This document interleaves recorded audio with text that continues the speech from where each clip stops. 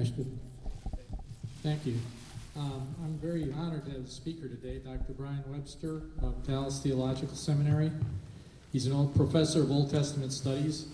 There, in the course of his professional career, Dr. Webster has worked as a research fellow at the Scriptorium, cataloging cuneiform text and working with Hebrew scrolls. He taught Greek and Hebrew at Cornerstone University and at Puritan Reformed Theological Seminary, and served as associate professor of the Bible and chair of the Bible Religion Ministry Division at Cornerstone University. He's won several teaching awards and recognition in Who's Who among American teachers. I found talking to him, he's also an expert in Phoenician and other Old Testament languages. So I'd like you to give a warm welcome to Dr. Webster, and thank you for coming.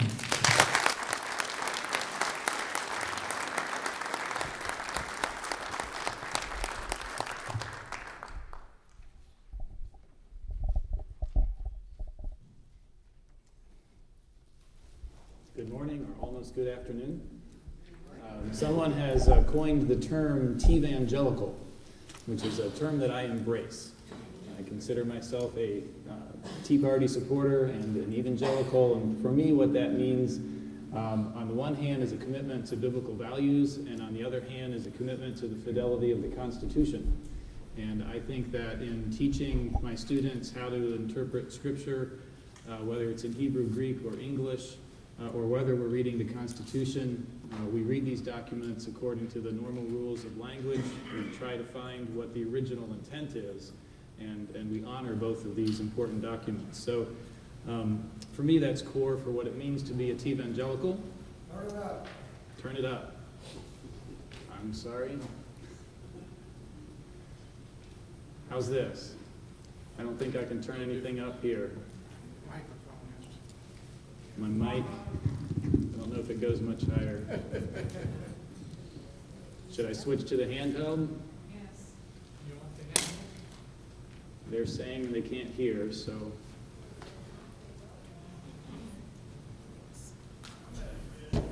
What? Okay, I guess I'm going to go. I'm going to this? Yes.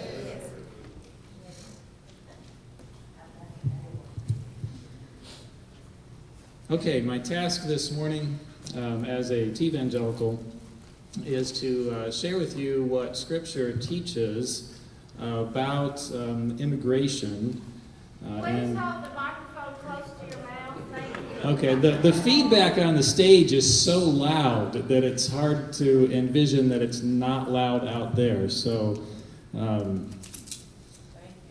all right, I'm going to try. Let's see if my clicker's working. All right, so with the details of speaking itself out of the way, we'll move on to our topic. Our topic is the issue of immigration, and we want to talk about how biblical values might inform the immigration debate that we're having in America today. I don't think I need to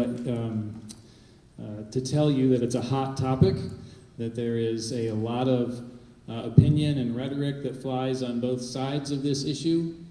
People try and control the debate through the words that they use. So do we use the terminology illegal immigrant, or do we say undocumented alien? And you can almost read by the choices that people make in their terminology which direction they're going to head. We have a lot of appeals to personal stories in order to address this debate, and sometimes it's stories that are designed to bring sympathy to people who are not native-born citizens, and other times they are stories of crimes committed by those who have come here illegally, designed to create sympathy toward those who are native-born citizens, and so personal stories come on both sides. We hear about Obama's policy of not prosecuting illegal aliens, the release of 60,000 criminal illegals a couple of months ago under his policy.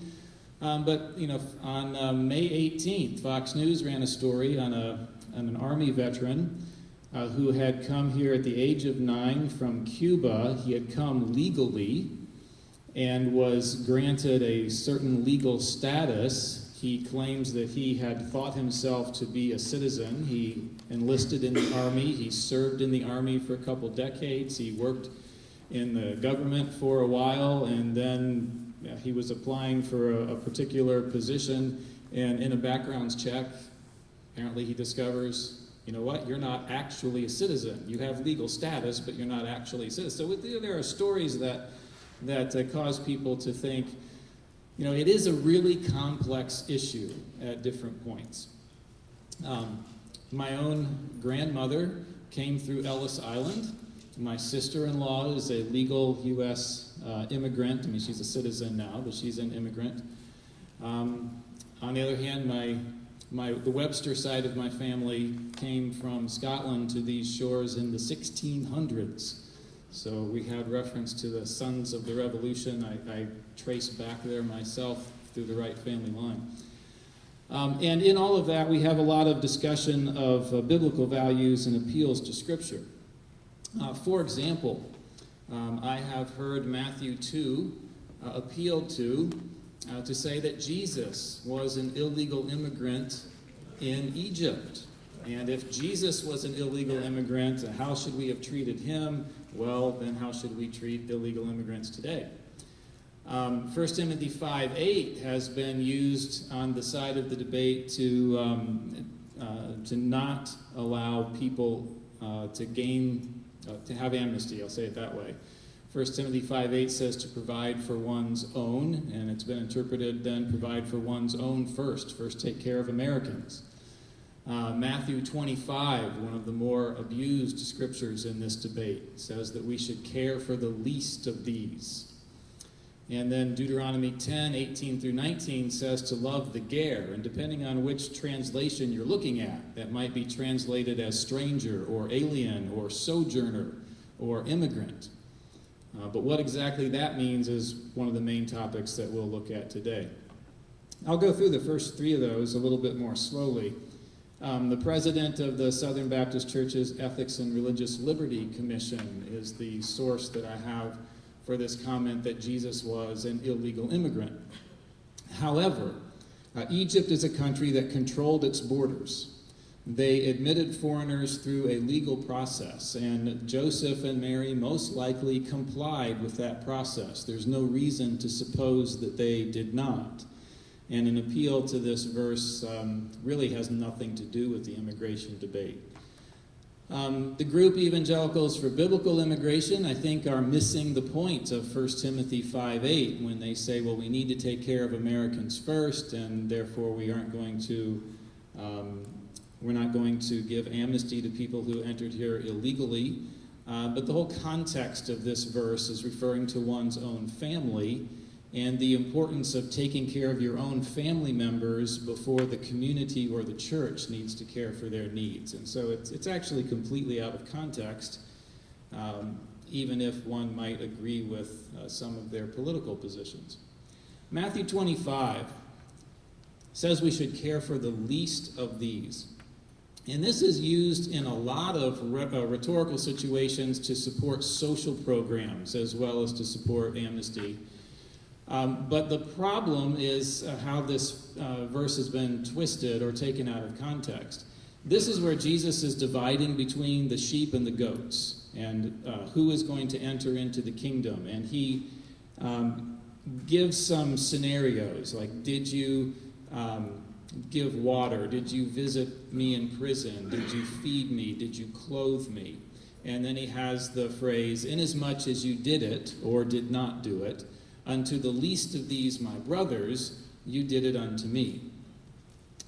And so this verse gets appealed to, saying anybody who's in any sort of hardship or need constitutes the least of these my brothers. But Matthew, or in the book of Matthew, the people that Jesus refers to as his brothers are the apostles. And so in this parable about the sheep and the goats, he's talking about who has received the gospel and therefore enters into the kingdom. He's not saying that the gospel is a gospel of works and that you need to have done all of these different things. What he's saying is, who received my emissaries, the least of these my brothers that I have sent throughout the world? And when they were there, how did you receive them? And if you received them in all of these different ways, it was like receiving me. And so this verse is not about how the church treats the world. This verse is about how the world receives Jesus' messengers. That's who are the least of these, my brothers. And so, without trying to go into a sermon on what Matthew is trying to teach, I just want to point out that it has nothing to do with providing social programs and has nothing to do with the immigration debate either. But it's a very commonly misused verse, and I think it's worth our time to correct our understanding of it before moving on to the real meat of the matter today. Deuteronomy 10, 18 through 19. We are to love the ger, or Israel is told to love the ger. Strangers, aliens, sojourners, immigrants, who are these ger? How do they relate to the immigration debate? And who gets to define love? We all would agree that we should love God and love others, I hope. Love is a good value. But what does it mean, and who gets to define it? Well, this is what I call the love fallacy. This is an entirely different talk that I do on social welfare programs, but this kind of boils down some of the key points. The Bible says to be loving. Well, I think such and such is loving, and therefore we should do this program through whatever means I propose, and then I call opponents of my loving idea bad and wrong. And please, please, do not examine my results, right? So this is how the love fallacy works. So yes, we should love, but what does it mean to love? Like when Paul is collecting donations for those who are starving in Israel, and they are free will and voluntary contributions that he gets from all over Asia Minor, Corinth, etc., Paul will still say, let the one who does not work not eat.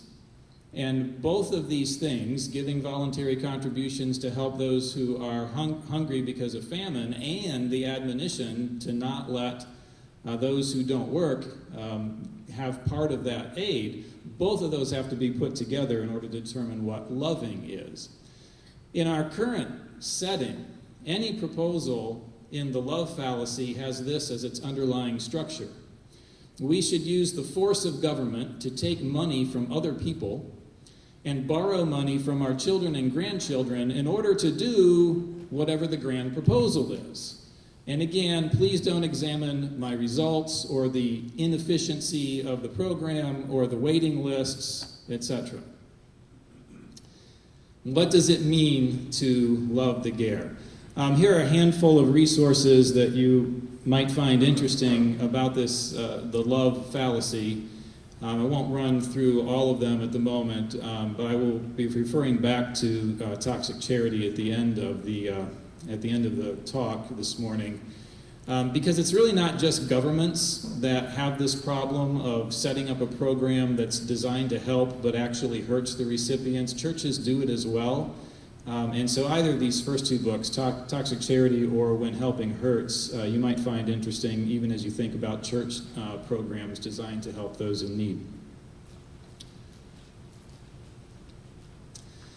Okay, we'll take a closer look then at these people in Torah, that's the Pentateuch or the books of Moses. The ger, who are the ger? Well, the King James Version often translates the ger as the stranger. The NIV as the alien. The Contemporary English Bible translates as the immigrant. The New American Standard has a handful of terms: stranger, sojourner, alien, immigrant, and foreigner, depending on how they think it fits the context. And then the Net Bible, the New English Translation, which you can find at Bible.org, has an even greater number of terms that they use for translating this term ger. Stranger, temporary settler, resident foreigner, hired help, foreign resident, and immigrant. What sense can we make of that? Well, let's first turn to the dictionaries. The Hebrew and Aramaic lexicon of the Old Testament defines the ger as someone who leaves village and tribe and seeks shelter and residence at another place, where his right of landed property, marriage, and taking part in jurisdiction, cult, and war has been curtailed. So this is a person who has left their country, come to Israel, and they have curtailed rights. But they do have rights. The New International Dictionary of Old Testament Theology and Exegesis says that the sojourner is distinguished from the foreigner. Now, right there we have to pause for a second. Sojourner distinguished from foreigner, what does that mean? Well, we call it the semantic field. In other words, it's an area of meaning that there will be several different words in. So on the one hand, you might have citizen, and on the other hand, you'll have alien. But then the alien category will be subdivided into different groups. And in our context, that might be someone with a green card, someone with a tourist visa, someone who is a naturalized citizen, someone who's here illegally. So we have a different range of terms for the non-native born citizen. Well, Hebrew also has a different range of terms for non-native born citizen, and so we're trying to particularly peg this one, and that's why this dictionary is distinguishing this term from another. So the sojourner, the ger, is distinguished from a general foreigner in that he has settled in the land for some time and is recognized as having special status. Now, who gives that recognition? Well, that would be the existing community. In other words, you can't just walk into a community and say, hey, I get special status now because I showed up. The community would grant that. As individuals or a group, they've abandoned their homeland for various reasons and sought refuge in another community, but the community has recognized them. And one of the older dictionaries, Brown, Driver, and Briggs, defines a sojourner as a temporary dweller or a newcomer with no inherited rights. And they give a second definition, dwellers in Israel with certain conceded, not inherited rights. The important thing we want to take away from this dictionary's presentation is that the term that we're talking about, being a ger, we'll have to define it, an immigrant, is different when it's in Israel's law than when it's Abraham being a ger. And why is that important? Well, for example, we have the term immigrant. And if we talk about somebody being an immigrant in America, or an immigrant in Germany, or an immigrant in Japan, they're going to have completely different sets of social and legal rights. And so when Abraham is a ger, when he's an immigrant, yes, he has recognized rights by the community that he is living near, but it's a different thing than when we have law for Israel and the rights that somebody has living in Israel as a ger. It's a different set of things, and it's very important to distinguish them, and that is something that we'll be doing shortly. So when we collectively look at the dictionaries, these are some things that we can take away. First of all, the ger, the people that Israel is supposed to love, whatever love means, right? They're distinct from other categories of foreigners. They are recognized by the community as having a special status. They have certain granted or conceded rights, but they are curtailed rights. They are not equivalent to those of every Israelite. All right, so I got ahead of myself a minute ago, but here's that idea of a semantic field or a group of words that are involved in the same area of meaning. So we have the native born versus the foreigner. Different terms for foreigner in Hebrew are toshav and ger. See, it's fun for me. I get to actually say Hebrew words. And these are the issues that lay behind those distinctions. One is residency. It's where are you located? You're located in what to you is a foreign country. Duration. How long have you been there? What is your motive in being there? I mean, are you just there as a trader? Are you there as a raider? Are you there what's your motive in being there? What's your intention long term? And then you have different levels of association. To what degree is this person conforming to the host culture, in this case Israel? To what degree are they participating civically? And what rights has that culture granted them? Or what rights has Israel given to the ger? That's what distinguishes them. So now we're going to move through all the verses in Moses' law about the ger. So first, love the ger, a couple of verses. You are to give equal justice under the law to the ger. In other words, there's going to be the same law for Israel, for Israelites, as there is for the ger. We're not going to make, it's not two communities, it's not two justices. We have equal justice under the law. We have several admonitions not to oppress or distort the justice that is due to a ger. The ger are included with the needy, with the widow, the orphan, and sometimes the Levite in receiving material help from the community.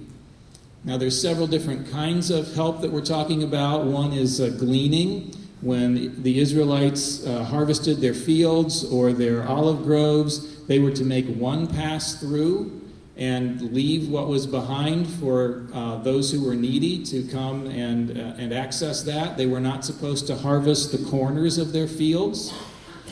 Again, I could spend a day with you on that topic as well, but I'll just make the comment. These are things, generally speaking, that involve the labor of the recipient and which do not include finished goods, but only raw materials. But they are included, the ger are included with people who receive help from the community. And if we started and stopped right here, which is what some speakers tend to do, then we could develop an important part of the puzzle of trying to understand what God was telling Israel to do regarding this particular type of immigrant. But it would be a very distorted picture because it's missing a lot of the data. So let's move on and try and complete the picture. So we have commented that the ger received material help from the community, and they even received portions of the tithe with the widow, the orphan, and the Levite. What's the basis of that? There's actually two bases. I only have one on the slide. The ger is not allowed to own land.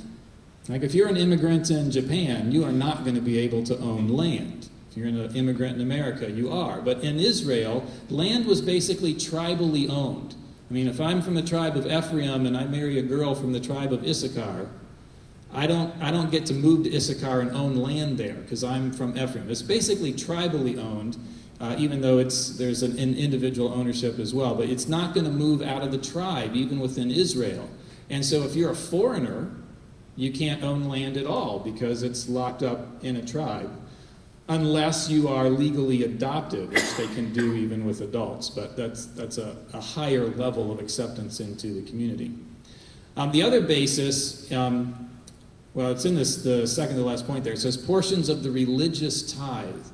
The tithe, the 10% that was collected every third year for the purpose of helping the needy, was not a tax. You have to remember, this was God's requirement of the community. This is the tithe you give to God. It was a religious duty. And then God says, I'm dividing my 10% among these people. Now, it's going to be administered by the elders of local towns, but it is not a tax. It is not a government redistribution of wealth system. Okay, let's move through more of the characteristics of the ger. The ger are supposed to rest on Sabbath day, along with all of the Israelites are supposed to rest on the Day of Atonement. The ger celebrate the Feast of Weeks, the Feast of Tabernacles, and the Feast of Unleavened Bread. The ger can participate in Passover if the males are circumcised. Otherwise, they would be barred from it.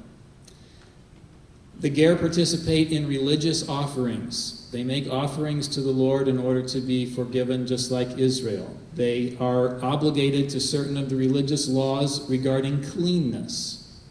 They are obligated to religious laws regarding, it says regarding eating blood, but it means you're not allowed to eat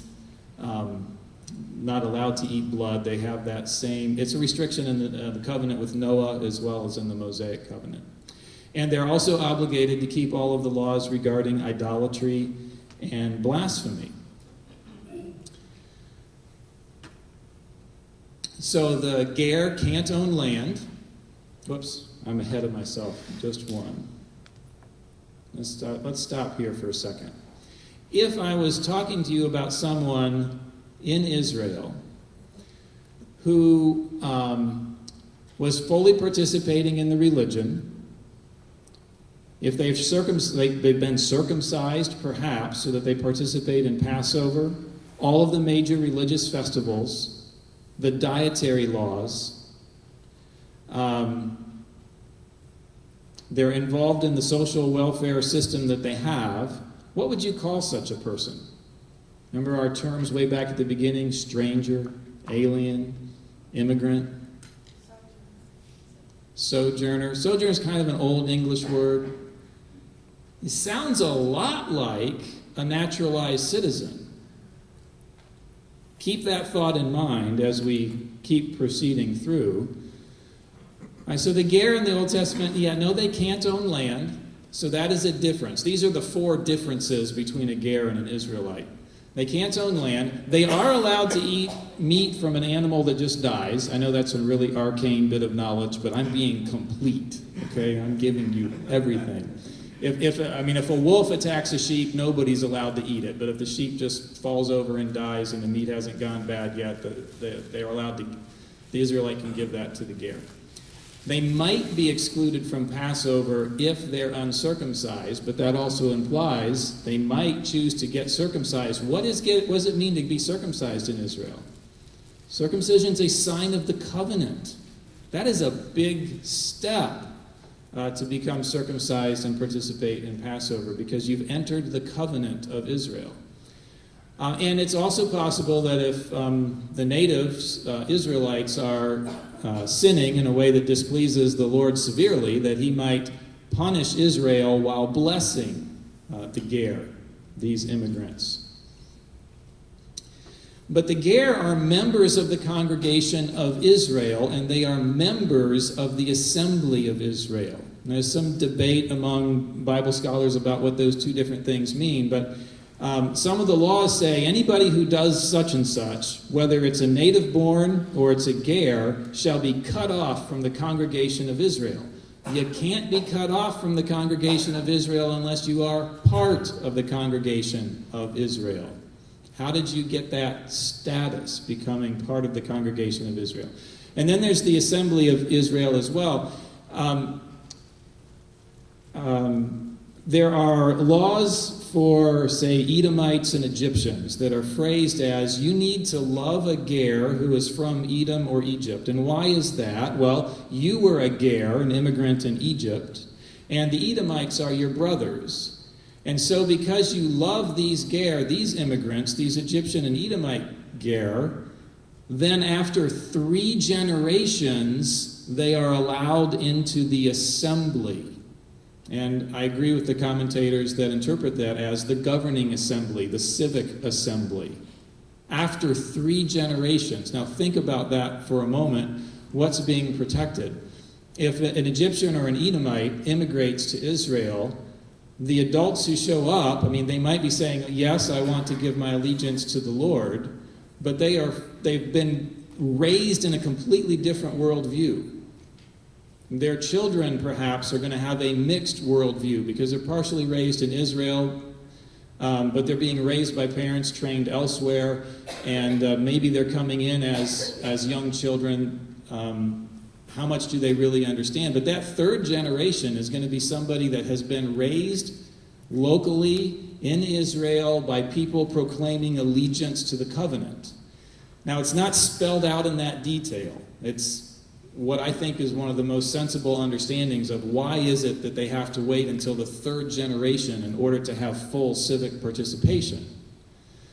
But still there's that delay, and it's in the context of you should love the ger, but sometimes loving the ger doesn't mean instant access to everything. In Deuteronomy 29, Moses is closing up his speech to Israel before they enter the land. They're in Moab, on the other side of the Jordan. And he talks about God making this covenant with you.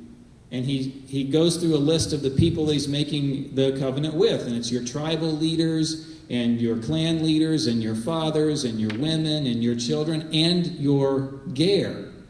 And the ger. And so because remember, they come out of Egypt as a mixed company. So even at Mount Sinai, when God makes the covenant, there are already Gentiles involved, because it's just always been the plan to rescue everyone, not just Israel. And so we find that the Ger, in that sense, are fully members of the covenant. They are obligated to keep the whole law. Some of the laws require at different times, because the Levites are supposed to go throughout the land and instruct people in the law, the Ger are supposed to also assemble in order to be taught the full law, in order to obey it.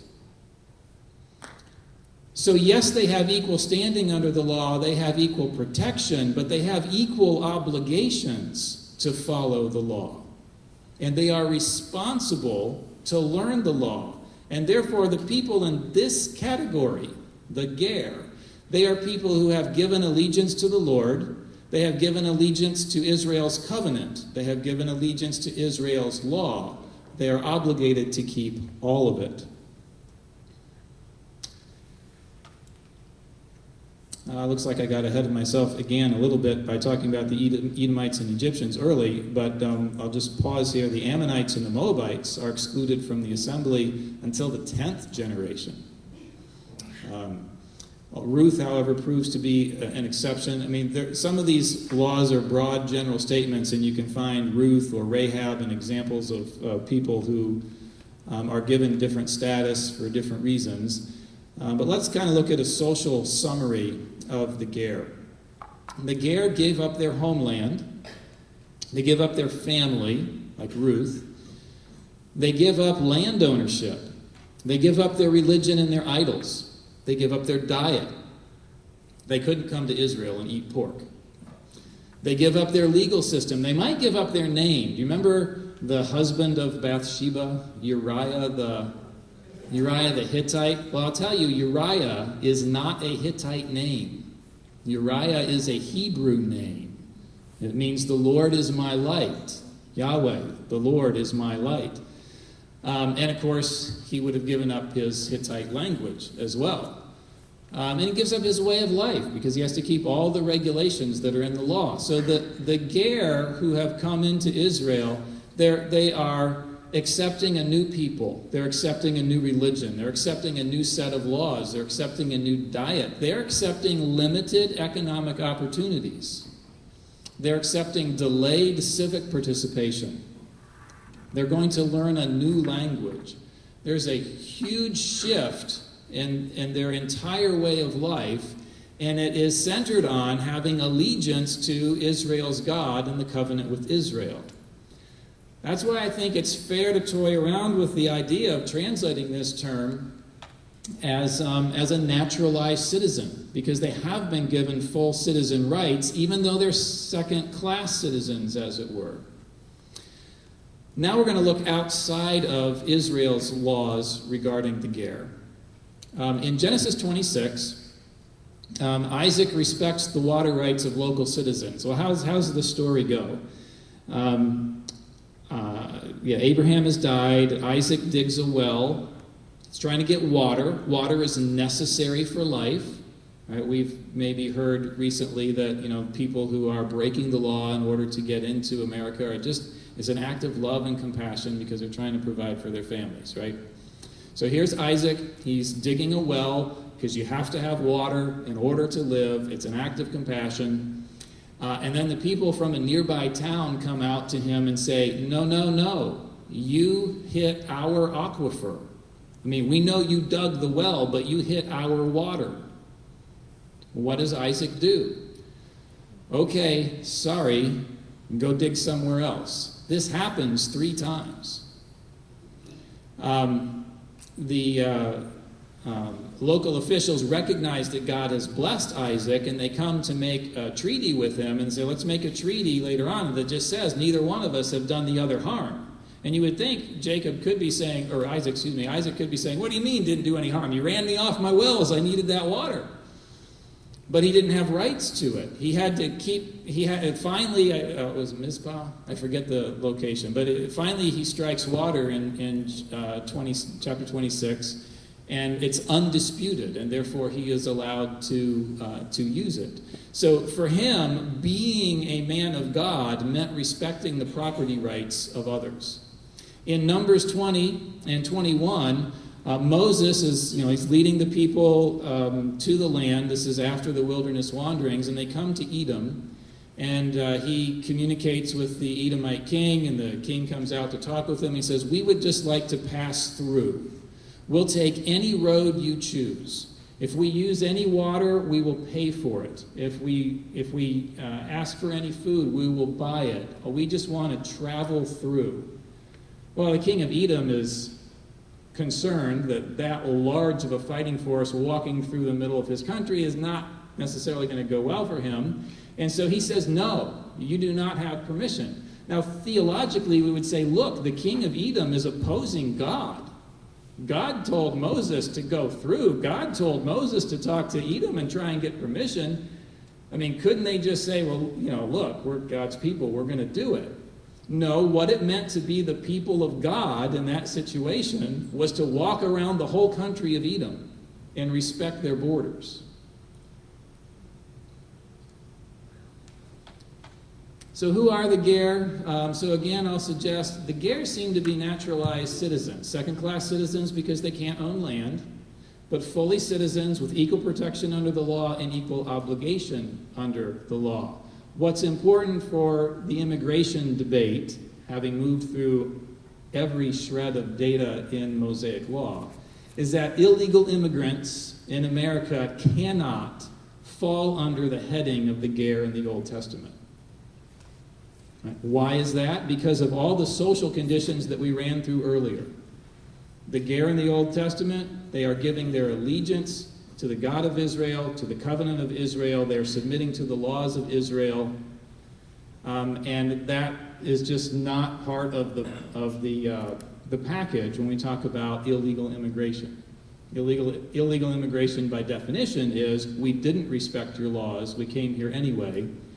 And so when you are maybe on the internet or listening to different appeals to the T-evangelical group to be persuaded one way or the other, there will be people saying, the Bible says you have to love the immigrant. The Bible says, and it'll go through just the first 3 points that we did this morning. And then they'll transition and say, and therefore, you need to give amnesty, you need to give provisions, you need to give social welfare, you need to do this, this, and this. And it's just not what the Bible is teaching. They're trying to use the authority of Scripture in a way that Scripture is not speaking. Now, I want to be clear about what I'm not suggesting. I'm not suggesting that America is Israel. I'm not suggesting that we need to enact Mosaic law. I'm not suggesting that everyone who immigrates here legally can't have civic participation until the third generation. Just like I'm not trying to advocate that we impose Israel's dietary laws on America. So we're not doing that. We do have a big jump. I mean, we've talked about what did God tell Israel to do, and now we're coming over to America, and America's not Israel. We're looking for broader principles that might apply, things that we can suggest. So one thing I would suggest is that migration does not equal immigration. I say that because I know there are people out in this debate trying to equate them, and they just say, look, there's been human people movements all through history. It's just a natural thing. It's normal. But immigration inherently involves coming to a group of people and being accepted and going through a process. Migration and immigration are not the same thing. Border security is legitimate and it's necessary based on a variety of threats. Israel, they recognized the borders of other countries. The concept of borders was a firm part of the ancient Near Eastern world. And we have many reasons to be concerned about securing our border. Corporate identity is a high value. For Israel, that meant the covenant. I mean, if you're going to be not just a foreigner, but you're going to be a ger, you have to come under the covenant. And for America, I think that the Constitution is a pretty comparable element. If you want to come into America, you need to embrace the Constitution and the values of the Constitution. I think the biggest problem here is with the native born, because there's a large section of our population that really doesn't want to follow the Constitution.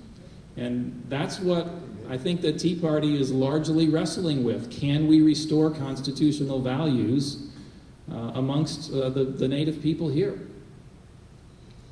On the idea of assimilation, it is fair to have a high standard.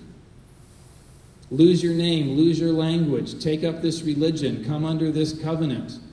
Here are all these festivals, here are these dietary laws. That's what's going on in Israel. That's a high standard for coming in. And it's fair for us to have a high standard. I really don't think our standard is high enough as it is at the moment. There was a Water's World segment on Bill O'Reilly's show about a month or so ago, and he's out interviewing native-born Americans and asking them some of the questions that the immigrants have to pass. And on the one hand, the thing that was supposed to be entertaining about the segment is how poorly natural citizens answered the questions. What struck me was how rudimentary the questions were. You could learn all the answers to those questions and not have any commitment to the worldview of the Constitution. So I'm not quite sure how to test it, but I would like to have people be required to know more than just, yes, there are 3 branches of government. I would like to find some way to test that we are committed to the distinction of the enumerated powers and states' rights and all of the amendments in the Constitution. It doesn't mean that we have to agree with every part. I mean, I'm sure not everybody will agree with me, but I am for getting rid of the 16th Amendment and doing away with the income tax, and I would like to revert to the old way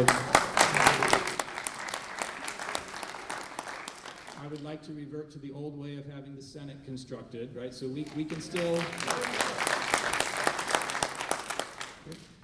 we can still lobby for amendments and changes to the Constitution, but there's a worldview to the Constitution, and it's linked, of course, to the Declaration, that our rights come from God, they're not granted by the government, and that the government, the legitimate federal powers are spelled out and enumerated, and it has seized all sorts of powers, supposed authority, even being granted it by the Supreme Court, that is not there. And we have a big task to try and restore that. But somehow I think the process of granting citizenship ought to have a way to, obviously we're not going to use circumcision, but we ought to have a way to say, how is it that we can test and verify a commitment to the worldview of the Constitution before we bring in people who are going to be voting on potential amendments to the Constitution. The rule of law is precious. I mean, I heard one speaker a couple of months ago, and he said something basically like this. Rule of law? Every country has rules. The question's whether or not they're good rules. And he's a very flamboyant speaker. He had no concept what the rule of law was. I mean, rule of law, you don't have rule of law just because you have laws. It goes back to the old issue of, is it lex rex or rex lex? Is the law king or is the king law? Right? And when you've got people in government, whether it's any of the branches or the White House, and they just decide, we don't have to follow this part of this law. We're just going to not enforce this. Then you've got the king being law rather than the law being king. And the rule of law is a very precious thing not to be let go of lightly. And the notion of illegal immigration is a letting go in part of the rule of law. Again, this is a much broader problem in our country than just the immigration debate. But we need to affirm that that's precious and hang on to it. There are limits on when we ought to invoke this idea of we should obey God rather than men. There are basically 2 categories where this shows up in Scripture. One is when the government tells you, or the religious authorities tell you, you may not preach the gospel. And then the apostles say, we ought to obey God rather than men. And the other place that it shows up, a few examples, are when life itself is threatened. And so this would be the Egyptian midwives who would not murder the Israelite baby boys, or a few cases like that. So when it's an issue of life and death, and when it's an issue of the gospel, that is where this idea comes up in Scripture, to obey God rather than men. We ought to be very careful to not say, as I have heard some say, look, since we have to care for the least of these, and the immigration laws are really so tough and difficult, it's just beyond reasonable to expect anybody to follow those things, and so just let them in and give everybody amnesty. And I think we also understand that a component of that is changing the voting block. Right? It's like if they change Texas, if they flip Texas, the country's gone, right? Because the amount of votes that we hold in the House and the Senate. So it's not just the issue of immigration. It's not just the issue of a sad story about somebody in a difficult situation.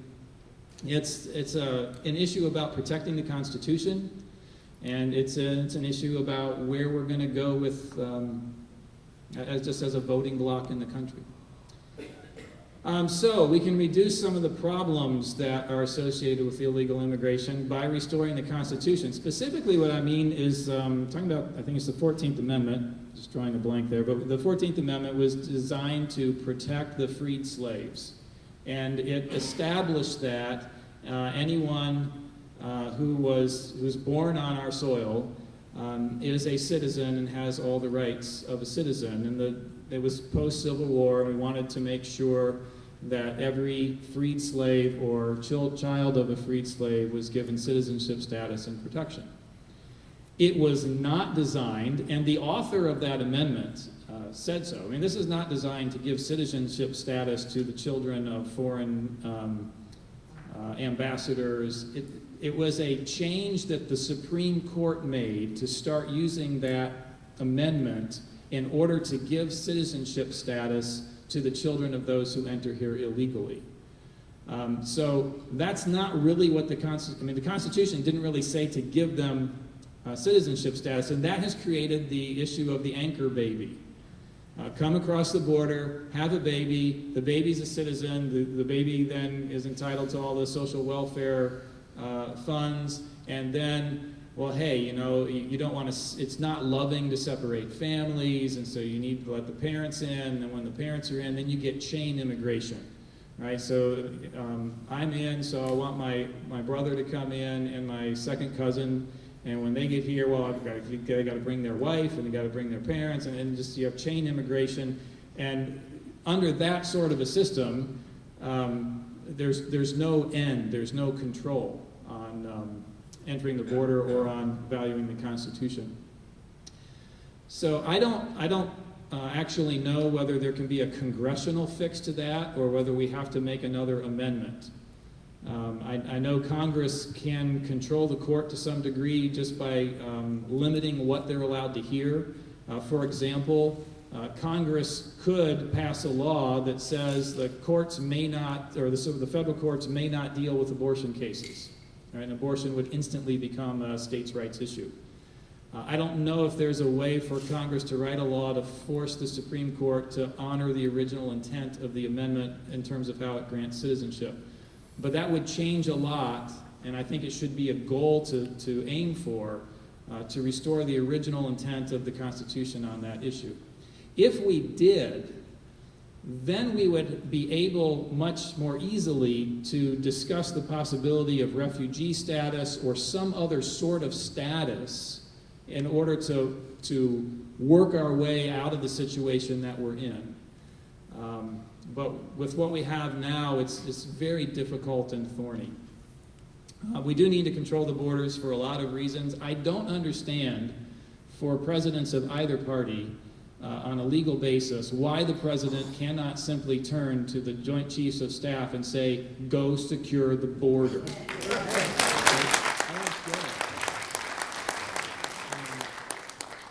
And that would force Congress to have to pass a bill barring the spending of any money to secure the border. I mean, put it on them. So I hope our next president will have the guts to do that, just to turn to his military officers and say, go secure the border. It's necessary. We need to track visa holders much better. We need to streamline the system for legitimate visas. Some have alleged, and I don't know all the details, but that the people who are really pushing amnesty in order to change the way the vote goes in America, they don't want the system streamlined. They want to keep the problems front and center so that there's something to appeal to in order to get amnesty. So I would like to see, the people who want to honor the Constitution put together a specific bill that will streamline a legitimate visa process and all the controls that we need, just to force the issue to show that the other side is rejecting common sense. I think we do need to penalize law-breaking employers. I mean, there's a reason why people come here illegally. And we should try to export American exceptionalism and capitalism, by which I do not mean imperialism. Imperialism is usually the straw man used to attack capitalism. But I had referred to the book Toxic Charity earlier as an example of how even religious-based aid sometimes goes astray. And in that book, he tells two different stories of water projects in third world countries designed to help a community. And in one situation, it's a bunch of American church people. They go to a community in need in the third world. They bring the equipment. They dig a well. The well is running. The town is blessed with water. That's all a good thing. And so things seem nice, and they go home, right? And then they do another trip, every year or 2 years, and they come back at some point, and the well is not working. And everybody's back in the problems that they had, and oh my goodness, the well's not working, wonder what's going on, let's find an engineer, let's get new parts, let's fix the well, but then the cycle repeats. In the other story, you have people from the churches in America, and they go to a third world community, and there's a need for water, but they meet with all the local leaders, and they talk to them about how to put a board together. They talk to them about how to raise capital. And so the people in this community put up their own money with assistance and guidance, and I'm not sure that they are paid for 100% of everything, but they put up their own money so that they have ownership of it. And they dig a well, and it produces water, and they sell it to other towns as well as using it on their own, so that they have the funds in order to maintain it themselves. And so in both cases, you have people motivated by the gospel, and then the gospel is part of both of these outreach stories, but I'm just picking on this particular piece. The idea of micro-enterprises and teaching people to take responsibility and to invest, that's the sort of thing that we would want to see exported. That's why I'm talking about export exceptionalism and capitalism, because as you enable people in their own country to provide for themselves, that's also going to take away a reason to come across illegally. There's much that the rest of the world could learn if we were following our own Constitution well, we'd like to see it advocated at the highest levels of government, but even without government, it's something perhaps that we can do as part of the gospel even. Okay, I'd like to open it up to just questions at this point. Yes? We have them write on Okay. If you're new, if you'll write your question on the cards on the table, we'll collect them, and then we'll ask them for you. No cards. No cards. We'll fix that real quick.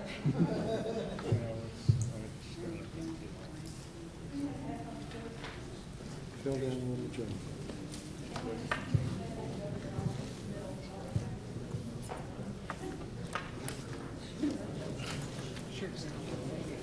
I'll ramble a little bit while the cards are being passed out. One of the best books on this topic for understanding what Scripture teaches is by Jim Hoffmeyer, who is at Trinity Evangelical Divinity School, and I think it's called The Immigration Crisis, or the Bible in the Immigration Crisis.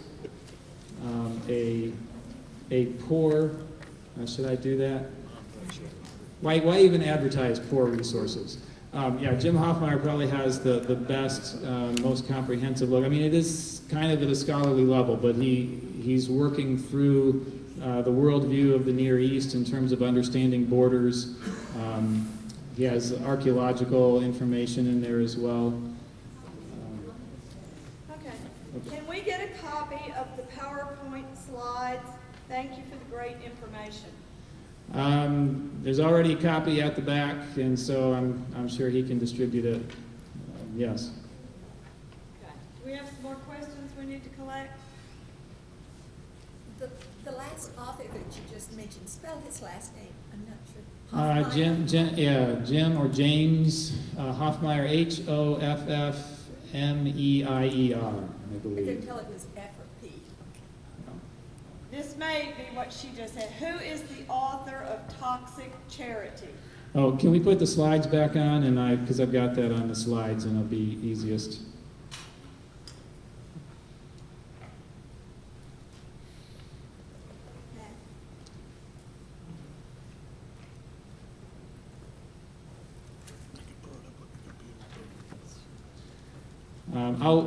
I'll run through those books real quickly once we get there. There's When Helping Hurts by Fickert, I think, and that mostly is about church charities and methods that end up not helping or in fact hurting the people that you're trying to help. Toxic Charity is similar, but I think has a little bit broader scope in terms of the stories being from around the world. Robert Lupton. The Tragedy of American Compassion by Marvin Olasky is another resource. Remember Olasky back in 1970, 72, he's a communist. And his story is a little bit like Charles Krauthammer's story. I mean, Krauthammer supported the Great Society and all of that, but as he saw that the policies simply did not work and in fact hurt the people that they were supposedly helping, he changed his views quite radically. Dead Aid is particularly about how aid to countries in Africa has failed, how the dollars have helped with corruption, the dollars have gone to the bureaucracy, the dollars have not actually, or they've created dependency. I guess I shouldn't be surprised, but the harmful effects of creating dependency and how they're overlooked by the left still amazes me to some degree. And Demons of Poverty is a book pretty much entirely about trying to serve in Haiti and how government can obstruct good private attempts to help people who are truly in need. Does anyone else have a question? What's the best of those? Well, it depends on what your purpose is, but I would probably start with Toxic Charity for just a kind of a broad sense of when we try and help people, what are the ways that we often end up hurting them? But if you want the American political situation, if you want to see a critique of the Great Society, then you would start with Olasky's book, I think. Hamilton said in the Federalist paper number 85, the states would object to the federal government from usurping unconstitutional authority. How can the states do that?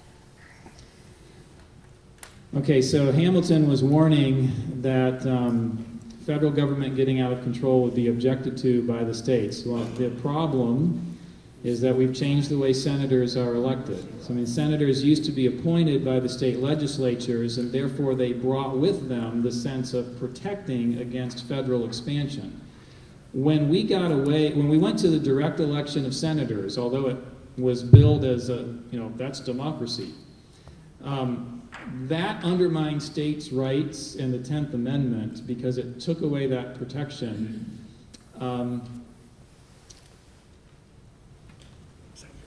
Lost my train of thought for a second.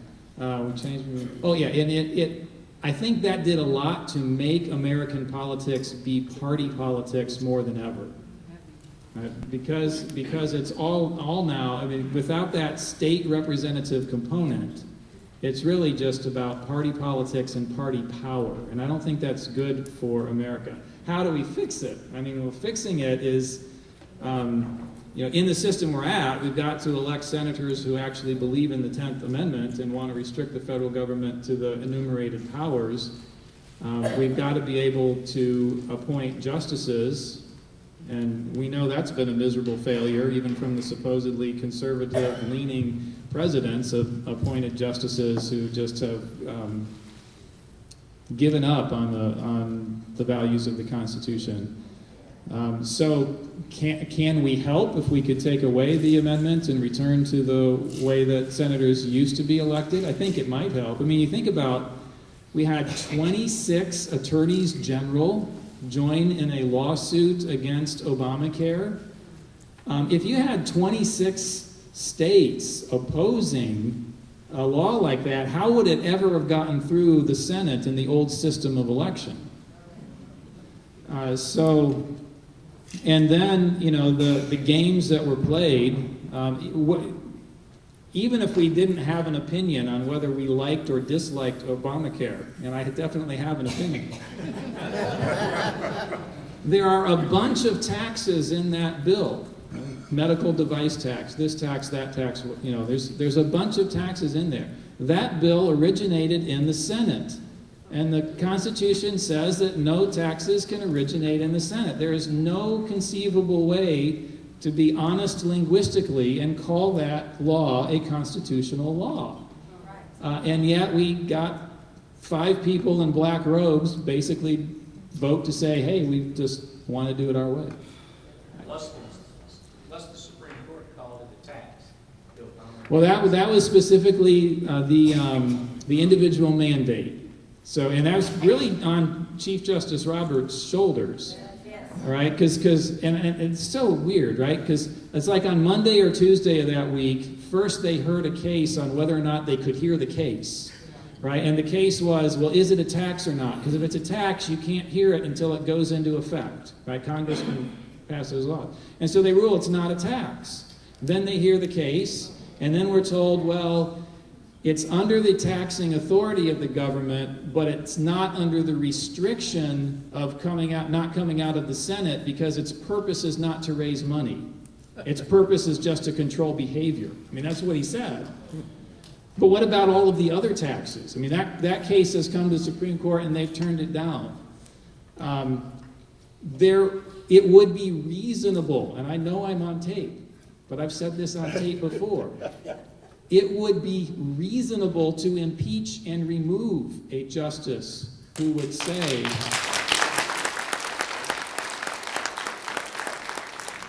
who would call that law? I could go on for a while, but. Why aren't more employers who hire illegal immigrants fined and charged? The question is, why are employers who are employing illegals not fined and charged more than they are? Because the Department of Justice doesn't want to do it, I think. In the last presidential debate, that was one of the policies advocated by some of the candidates was, look, if we come down hard on the employers, some of the problem will take care of itself. But we need to. We need to have tougher laws and penalties, and we need to actually enforce them. Is it true that only 2 or 3 other nations in the world allow citizenship by birth? If that is so, would it be easier to adopt and push for the worldview policy on this issue? Question is it true that there are only a couple of other countries that grant citizenship by birth?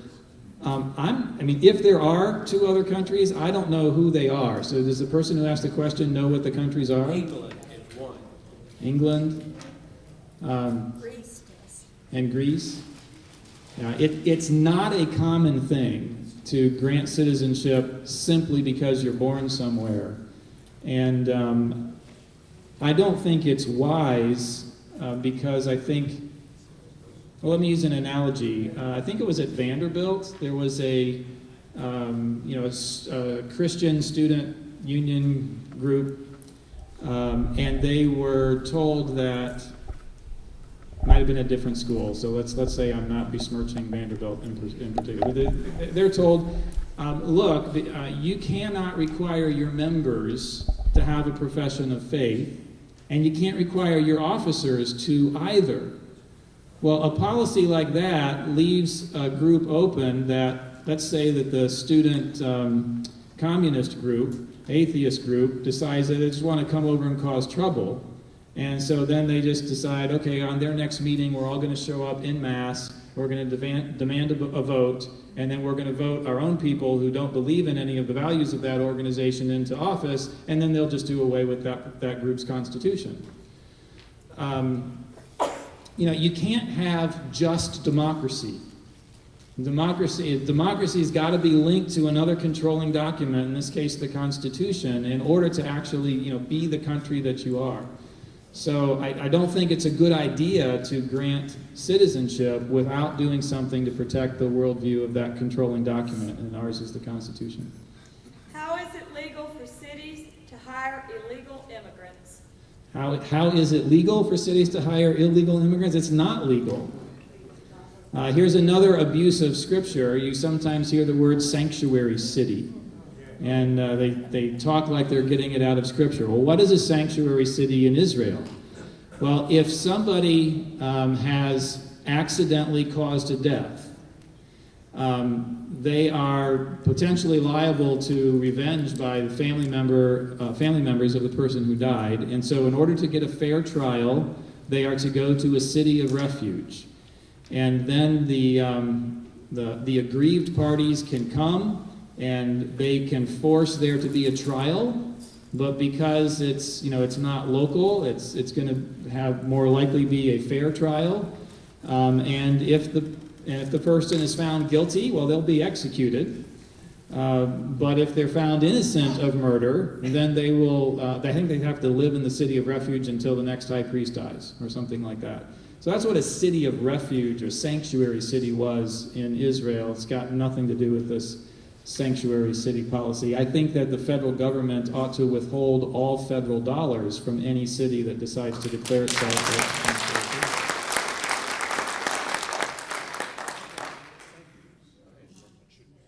That's the last question. Okay, so I thank you a lot for inviting me out tonight, or this afternoon. It's been great to be with you.